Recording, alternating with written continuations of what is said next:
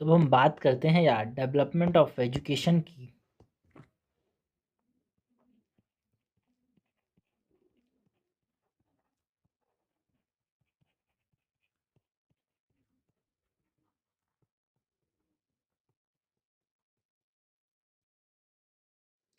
Development of education in India की बात करते हैं।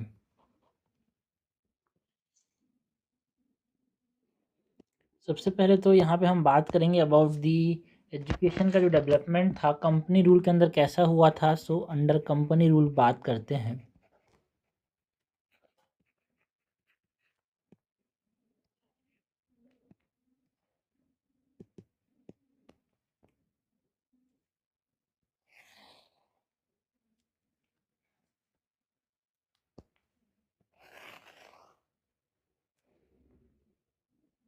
तो शुरुआत में तो कोई इंटरेस्ट नहीं था भाई अंग्रेज़ों को कि हमारे देश में पढ़ाया लिखाया जाए।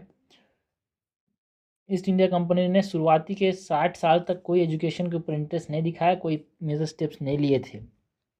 बट इनिशियल सब एफर्ट्स में अगर हम बात करेंगे अबाउट दी कलकत्ता मदरसा, Sanskrit college, Fort Williams college, है ना।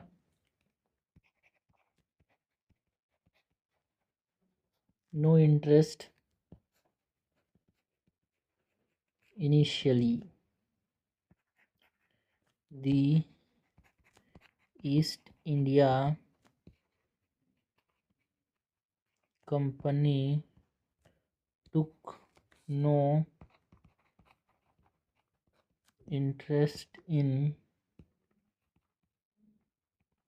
education for 60 years। Initial efforts की बात करें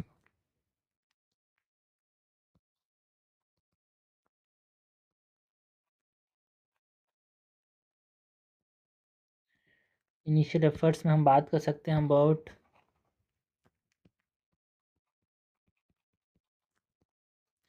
कलकत्ता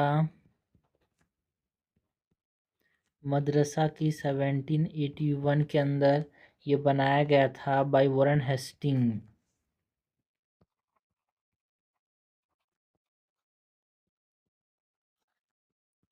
कलकत्ता मदरसा जो है किस लिए था भाई?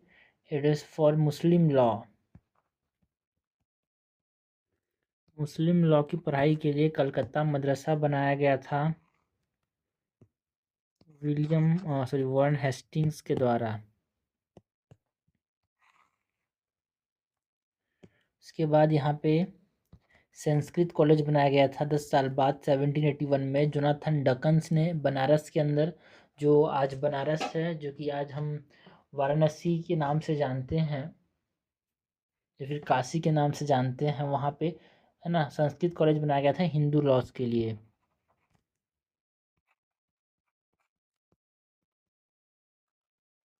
Sanskrit college 1791 bye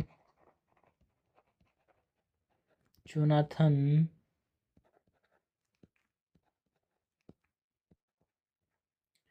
Duncan in Banaras for Hindu law.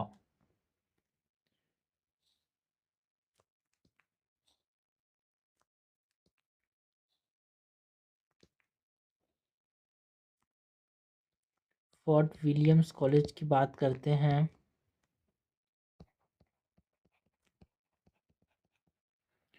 Fort Williams college 9 साल बाद यहाँ पे 1800 के अंदर बनाया गया था by Wellesley to train civil servants.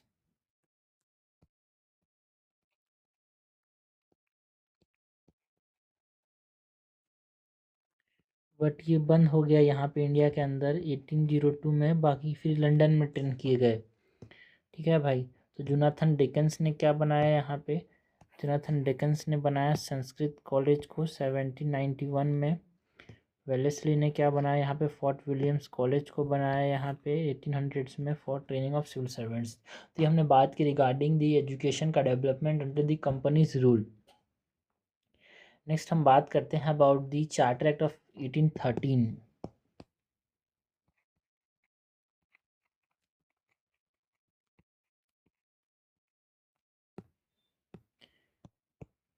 Charter act of 1813 की बात करते हैं, चार्टर एक्ट ऑफ 1813 है, it directed the company to spend 1 lakh, है ना, हर साल 1 लाख रुपए आप एजुकेशन के डेवलपमेंट के लिए दो।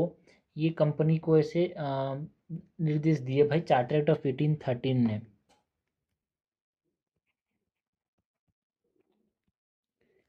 Directed the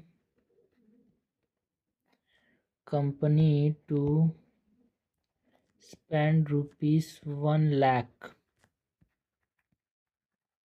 annually on education.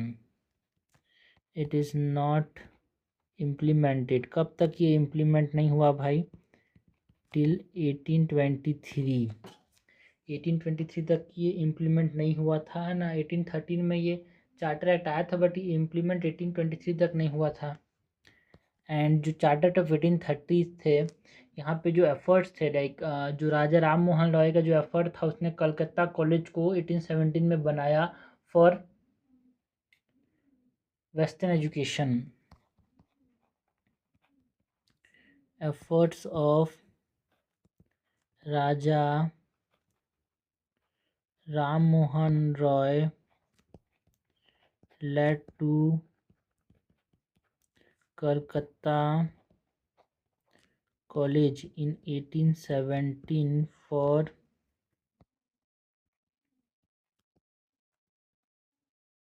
Western education।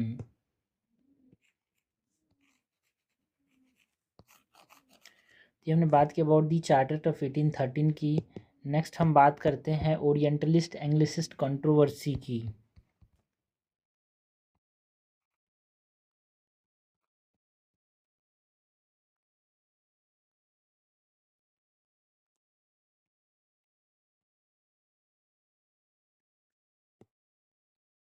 Orientalist Anglicist controversy की बात करते हैं।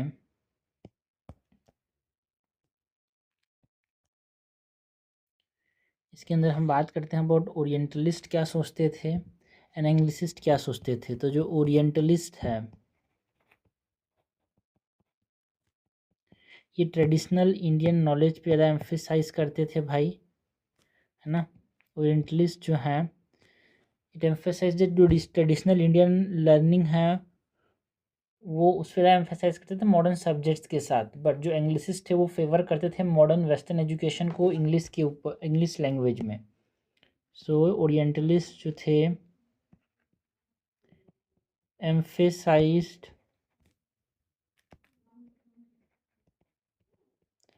Traditional Indian learning with modern subjects,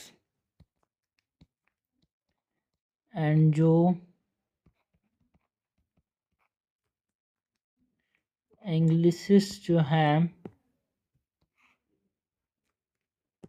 इंग्लिसिस्ट जो हैं ये क्या किसको फेवर करते थे? ये फेवर करते थे मॉडर्न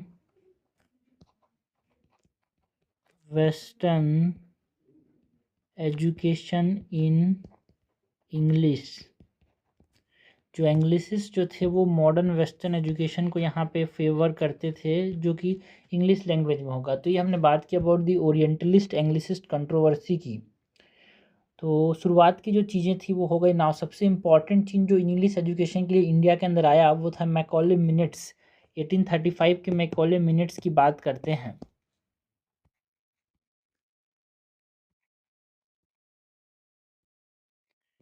मैकॉले मिनट्स की बात करते हैं 1835 में जो हमको देखने को मिला। एंड ये जो मैकॉले मिनट्स है ना, इस मैकॉले मिनट्स ने किस चीज़ पे बढ़ावा दिया? It favoured English as a medium for instruction यार। मैकॉले मिनट्स ने फेवर किसको किया? इंग्लिश को, कि पढ़ाई किस पे होनी चाहिए? इंग्लिश के ऊपर होनी चाहिए, है ना, इंग्लिश मीडियम में होनी चाहिए। So favoured English as the medium of instruction.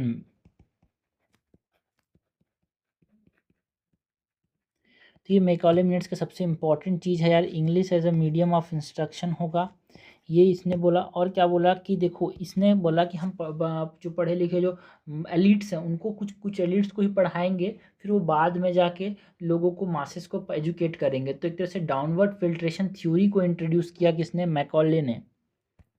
So introduce downward filtration downward filtration theory, educating a small elite who would educate the masses. Okay, so downward filtration theory की बात की किसने, Macaulay ने। इसके बाद हम बात करें about the Magna carta of English education की, जिसको वुड्स डिस्पैच के नाम से जानते हैं यार।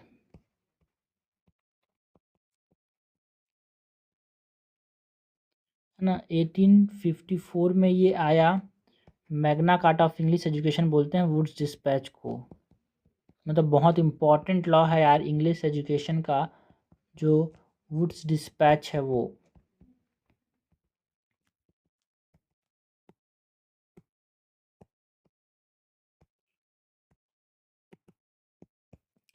सबसे पहले तो ये जो वुड्स डिस्पैच है, इसने जो डाउनवर्ड फिल्ट्रेशन थ्योरी जो कि मैकॉले ने दी थी, उसको ये क्या करता है भाई, रिजेक्ट कर देता है ना।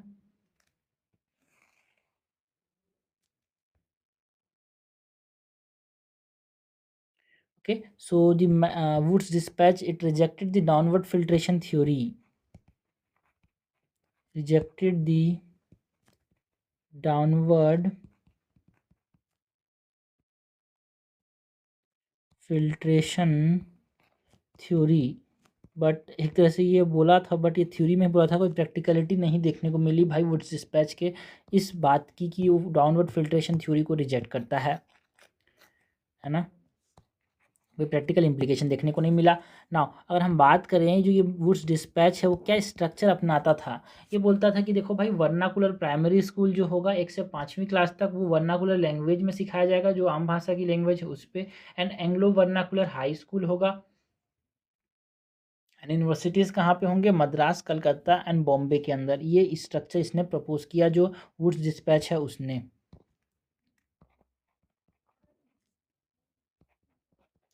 वर्नाकुलर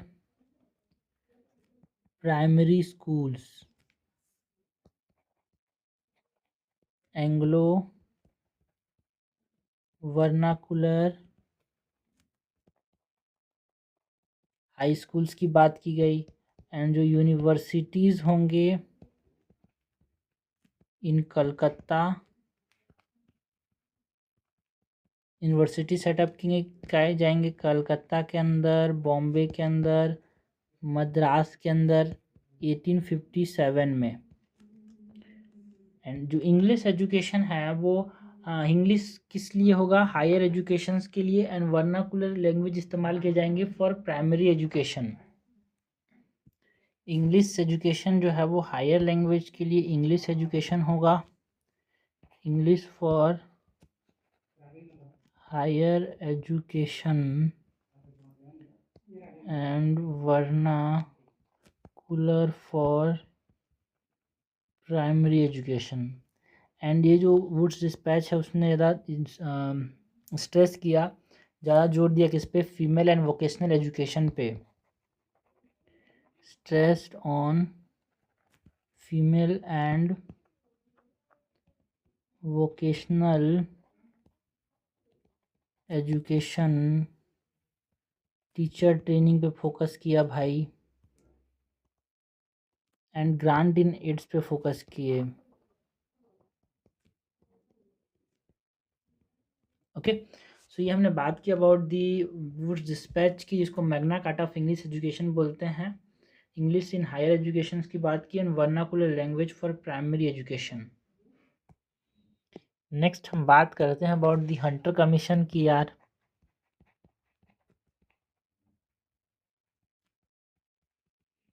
ये जो हंटर कमीशन है वो 1882-83 में हमको देखने को मिला था।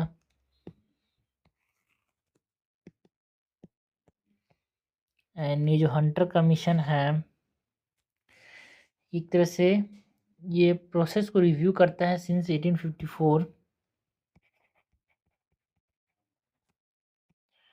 Reviewed progress since 1854। जो चार्टर एक्ट ऑफ 1854 था, मतलब जो वुड्स डिस्पैच बोलते हैं, Magna carta of English education, उसमें क्या क्या प्रोग्रेस हुए उसको इसने रिव्यू किया एंड इसने रिकमेंडेशंस दिए यार।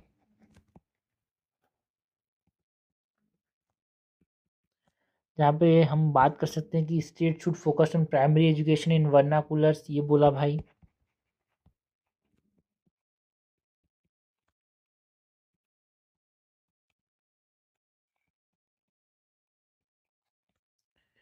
प्राइमरी एजुकेशन इन वर्नाकुलर्स, जो सेकेंडरी एजुकेशन है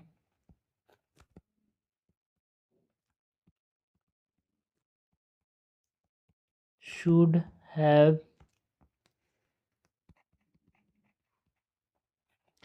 लिटरेरी एंड वोकेशनल डिवीजन।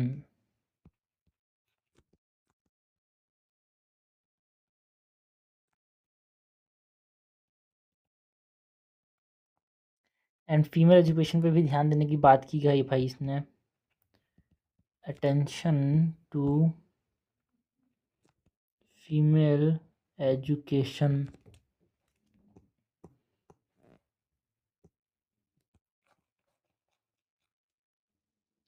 तो ये हमने बात की about the Hunter commission. Next हम बात करते हैं about the government resolution on education policy.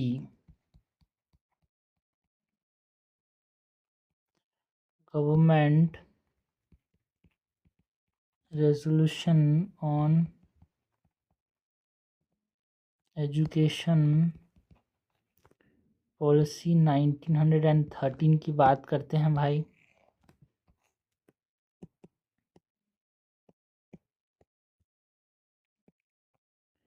इसके अंदर जो गवर्नमेंट रेजोल्यूशन ऑन एजुकेशन है 1913 का, इसने क्या बोला कि इलिटरेसी को रिमूव करने की बहुत ज़रा ज़रूरत है। सो इट रिकॉग्नाइज्ड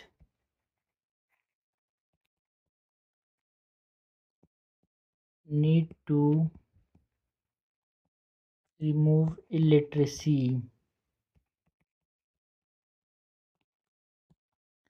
एंड जो प्रोविजनल गवर्नमेंट है उसको इन्हें इनक्रेज किया कि आप फ्री एलिमेंट्री एजुकेशन को बढ़ाओ, एक्सपांड करो। So encourage provincial governments to expand free elementary education, one university हर प्रोविंस में होना चाहिए, ऐसा इसने बोला। जो government resolution on education policy था 1913 का, उसने। तो आपसे कोई पूछ रहा है कि भाई फ्री एलिमेंट्री एजुकेशन के बारे में किसने बात की, है ना, तो आप बोलना government resolution on education policy 1913 ने बात की। नेक्स्ट हम बात करते हैं अबाउट दी हार्टॉग कमिटी की। देखो भाई ये जो हार्टॉग कमिटी है ना, ये भी पूछा जाता है कि भाई Hartog committee is related to, इस प्रकार से भी क्वेश्चन आते हैं। तो Hartog committee is related to education. ये जो हार्टॉग कमिटी है वो 1929 में बनाया गया था।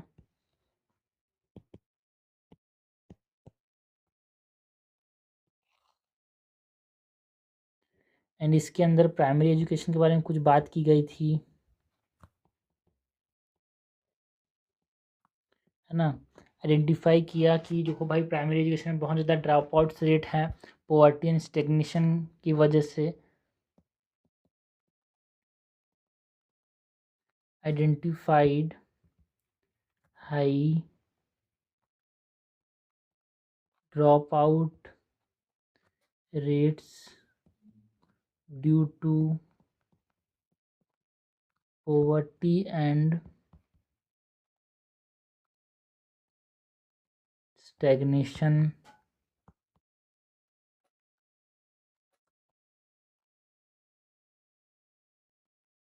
सेकेंडरी एजुकेशन की बात की। सेकेंडरी एजुकेशन के अंदर रिकमेंड किया कि भाई अल्टरनेटिव कोर्सेज होने चाहिए, वोकेशनल ट्रेनिंग होनी चाहिए।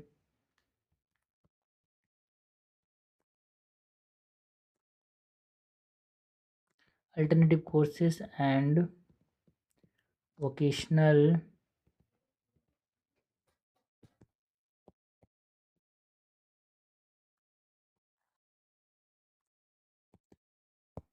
हायर एजुकेशन की बात करें तो ये जो हार्टॉग कमेटी है उसने हायर एजुकेशन के बारे में क्या बोला भाई? सो उसने बोला कि जो ओवर क्राउडिंग है हायर एजुकेशन में और लो एकेडमिक स्टैंडर्ड्स हैं उसके बारे में इसको एड्रेस करना ज़रूरी है, ये बोला भाई। इसको एड्रेस करने की कोशिश की, addressed over crowding and low academic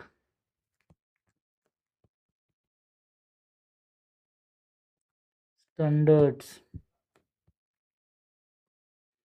okay, next हम बात करते हैं अबाउट जो इंडियन यूनिवर्सिटी एक्ट था।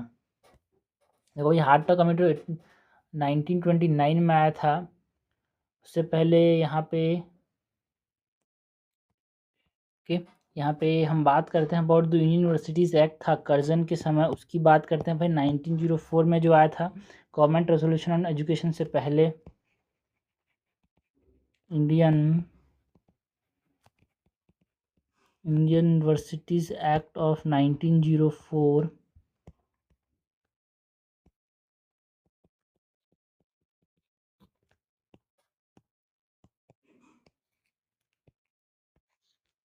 कर्जन पॉलिसीज़ के अंदर ये आता है।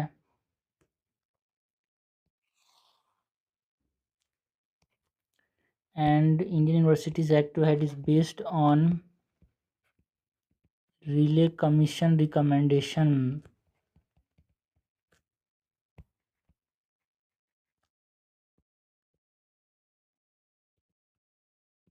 एंड ये जो इंडियन यूनिवर्सिटीज़ एक्ट है इसके अंदर मोर कंट्रोल किसको दिया गया है ना, गवर्नमेंट के प्रकार से। तो याद रखना भाई ये जो इंडियन यूनिवर्सिटीज़ एक्ट है ये relay commission and relay commission recommendation पे आया था। आपसे कोई पूछा कि जो रिले कमीशन है ये किसके रिकमेंडेशन में आया, मतलब ये रिले कमीशन किससे साथ रिलेटेड, तो आपको बोलना पड़ेगा एजुकेशन के साथ रिलेटेड है, एजुकेशन रिफॉर्म्स के साथ रिलेटेड है।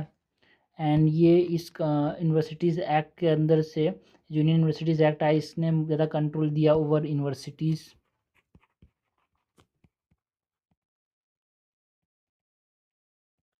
एंड रेस्ट्रिक्शन किसके ऊपर लगाया, on private colleges and tougher affiliation rules. restriction on private colleges and tougher affiliation rules लाए इसने, मतलब कंट्रोल को ऊपर से बढ़ाया। ऑल्सो एक attempt to check nationalist influence को ये इसको देखा गया भाई, seen as an attempt to check nationalist influence.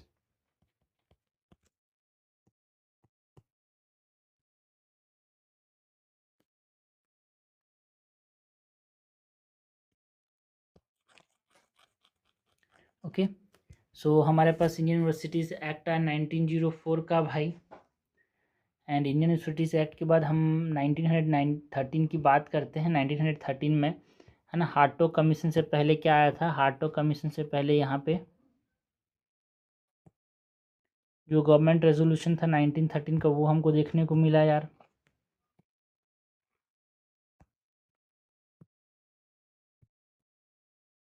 Government resolution 1913 का देखने को मिला हार्टोग कमीशन से पहले। एंड हार्टोग कमीशन से पहले एक सैडलर कमीशन आया। सैडलर कमीशन की बात करते हैं भाई।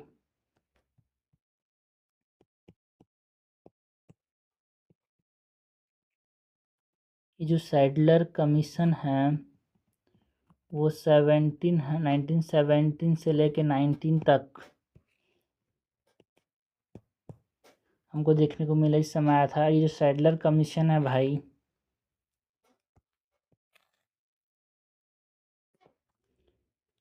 It reviewed Calcutta university but applicable to all universities.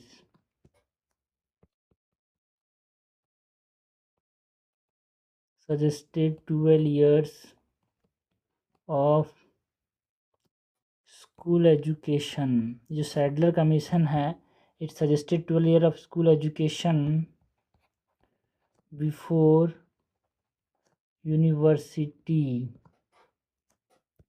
and it emphasized female and applied science education. तो ये हमने बात की अबाउट सैडलर कमीशन, याद रखना 12 years of school education university से पहले ये सजेस्ट किया किसने, सैडलर कमीशन ने। एंड इसने फीमेल एजुकेशन पे ज़्यादा एम्फेसाइज करने की बात की, अप्लाइड साइंसेज के ऊपर एजुकेशन होनी चाहिए, ऐसा किसने बोला, सैडलर कमीशन। सैडलर के बाद हार्टो कमेटी की बात की हमने 1829 में जो आया, जो कि हमने प्राइमरी एजुकेशन के अंदर चीज़ें की बात की, सेकेंडरी एजुकेशन के ऊपर बात की, है ना।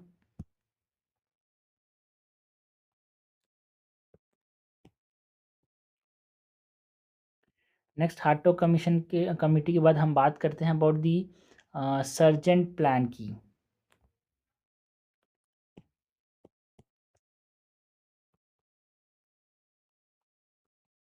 ये कब आया था भाई, 1944 के अंदर। ये जो सर्जेंट प्लान है, इसके अंदर एजुकेशन के बारे में क्या बोला गया, इसने बोला गोल क्या होना चाहिए भाई एजुकेशन का। हाँ, गोल क्या होना चाहिए, हमारे पास जो गोल है वो ये होना चाहिए, यूनिवर्सल लिटरेसी होना चाहिए विद इन 40 ईयर्स, ये इन्होंने गोल रखा।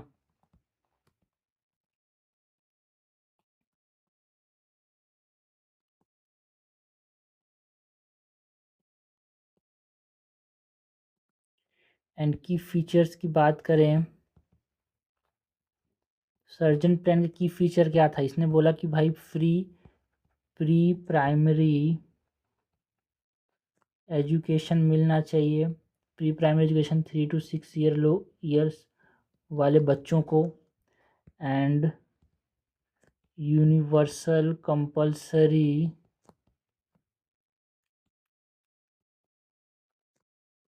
एंड फ्री बेसिक एजुकेशन मिलना चाहिए 6 to 14 ईयर्स वाले लोगों को। हाई स्कूल में एकेडमिक एंड वोकेशनल स्ट्रीम्स होने चाहिए, high schools with academic and vocational streams, 3 year degree courses होने चाहिए भाई, है ना, यूनिवर्सिटीज़ के अंदर।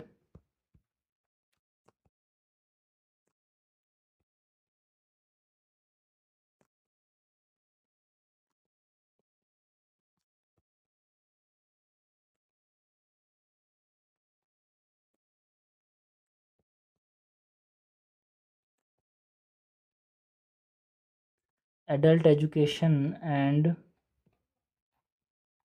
एम्प्लॉयमेंट ब्यूरोज की बात की हमने यहाँ पे, किसके अंदर, सर्जेंट प्लान के अंदर। ओके, ना डेवलपमेंट ऑफ वर्नाकुलर एजुकेशन की बात करते हैं भाई।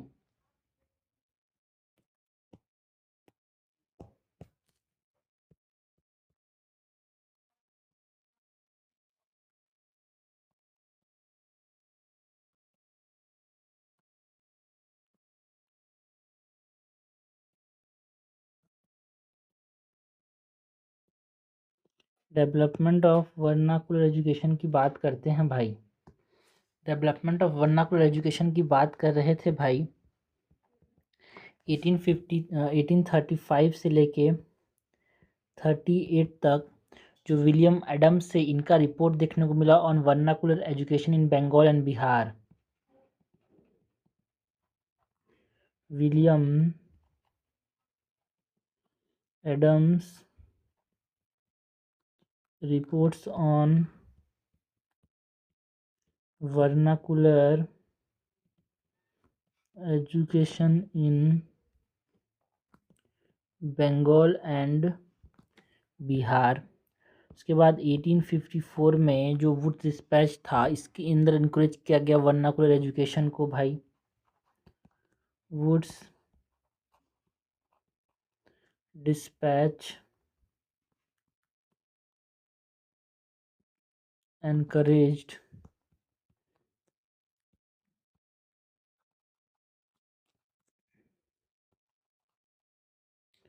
Vernacular education.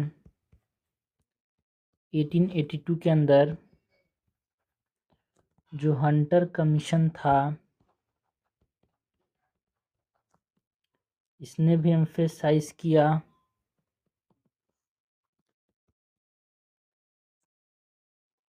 Vernacular primary education को।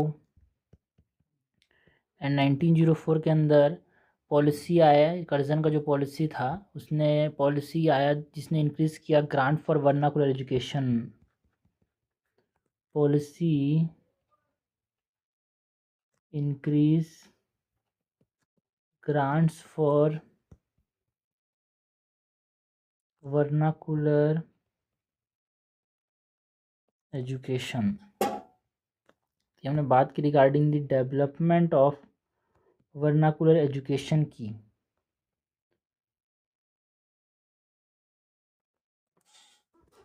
नेक्स्ट हम बात करते हैं जो टेक्निकल एजुकेशन है उसके डेवलपमेंट की भाई।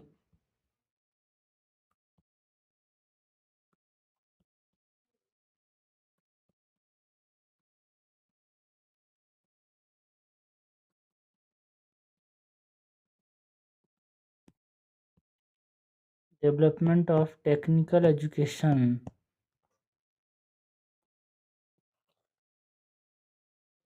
डेवलपमेंट ऑफ टेक्निकल एजुकेशन इसमें हम बात करते हैं जो रुड़की का इंजीनियरिंग कॉलेज बनाया गया 1847 में, कलकत्ता कॉलेज ऑफ इंजीनियरिंग बनाया गया 1856 में, मेडिकल कॉलेज बनाया गया कलकत्ता के अंदर 1835 में, है ना। पूसा एग्रीकल्चर कॉलेज जो बनाया गया लॉर्ड कर्जन के द्वारा, वो सब डेवलपमेंट की बात कर रहे हैं टेक्निकल एजुकेशन में।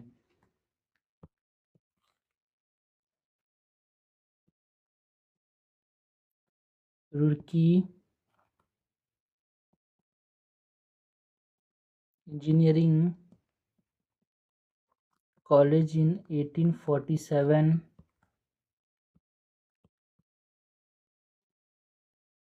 Calcutta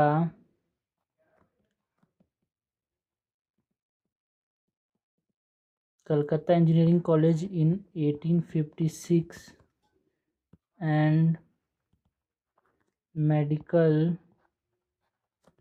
college in Calcutta in 1835 जो बनाया गया। Pusa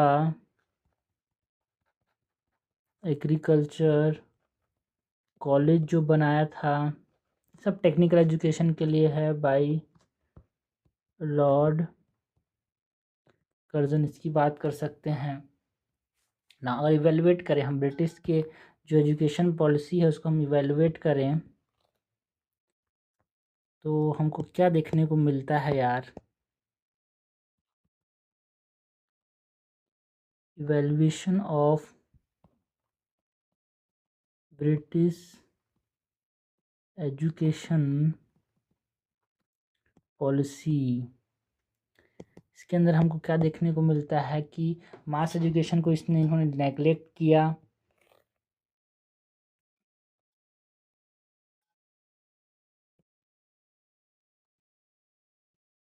neglected mass education, that is mass education को नेगलेक्ट कैसे किया, एक लिंग्विस्टिक एंड कल्चरल गैप बना के।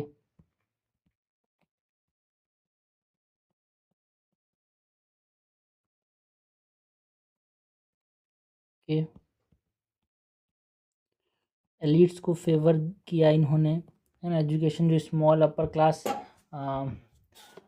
या अपर क्लास इंडियंस को जो कि ब्रिटिश इंटरेस्ट को सर्व करें उन्हीं को इन्होंने पढ़ाया, एजुकेट किया। सो ये हमको देखने को मिलता है ब्रिटिश के पॉलिसीज से। Education for a small upper class to serve British interest.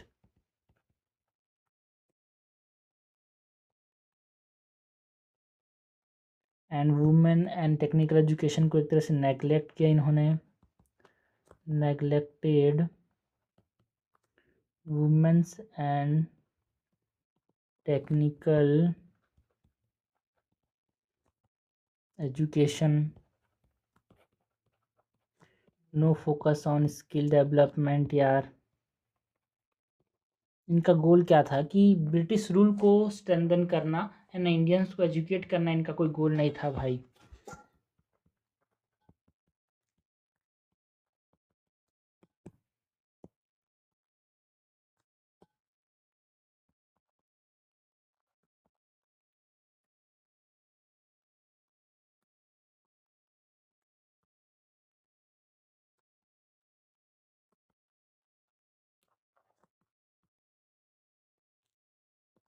Okay, तो ये हमने इवेल्युएट किया ब्रिटिश को कि मास एजुकेशन जिन्होंने नेगलेक्ट किया, फेवर्ड किसको दिया, एलिट्स को यार, नेगलेक्ट किया वुमेन एंड टेक्निकल एजुकेशन को, वुमेन एजुकेशन ज़्यादा ध्यान नहीं दिया, है ना। एक समरी की बात करें तो समरी के अंदर कंपनी रूल,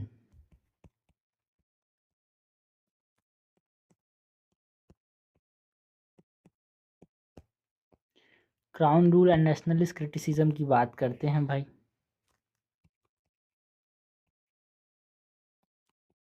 जो कंपनी रूल था इसने फोकस किसके ऊपर किया, एलिट एजुकेशन पे, जिसमें हम देख सकते हैं from the downward filtration theory जो मैकॉले मिनट्स है उससे हमको ये समझ आता है यार, company focus on elite education, जो कि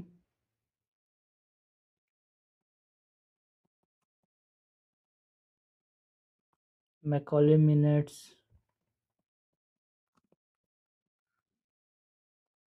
डाउनवर्ड फिल्ट्रेशन से समझ आता है। क्राउन रूल की बात करें तो उसमें एक ग्रेजुअल एक्सपांसन देखने को मिला, बट स्टिल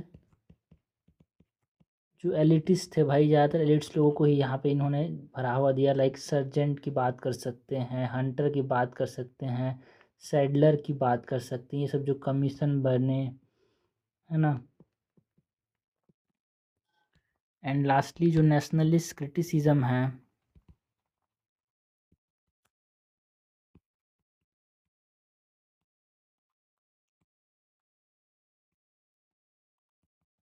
इसमें जो एजुकेशन पॉलिसी था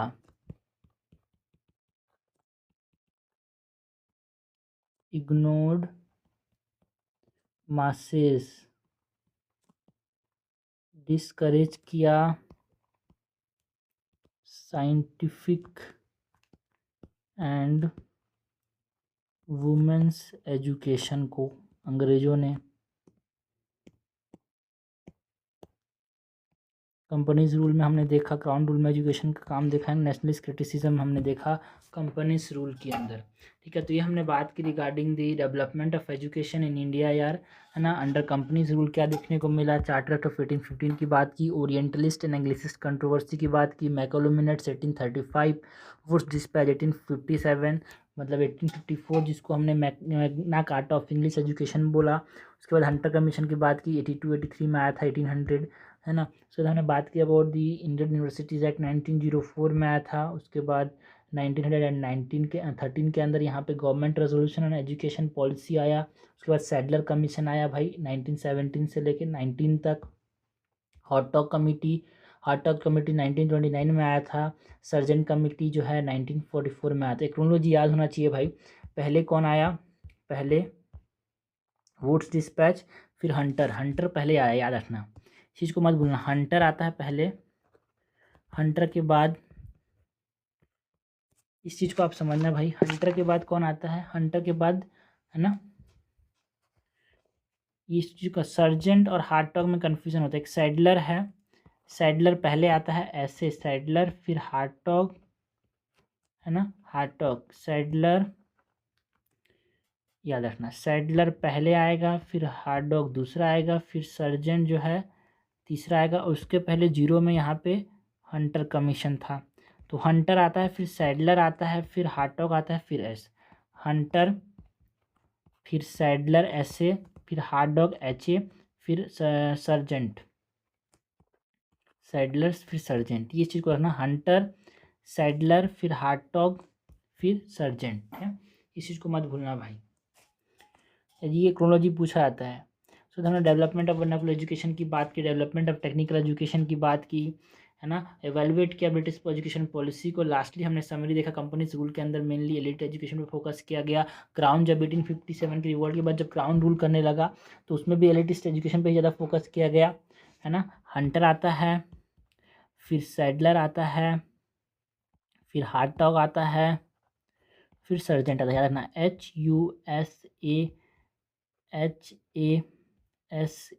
HUSARGENT, हसा हासर्जेंट, हुसा हासर्जेंट, इससे याद रखना है हुसा हासर्जेंट से। ओके, सो ये हमने बात की अबाउट दी एजुकेशन का डेवलपमेंट इन इंडिया।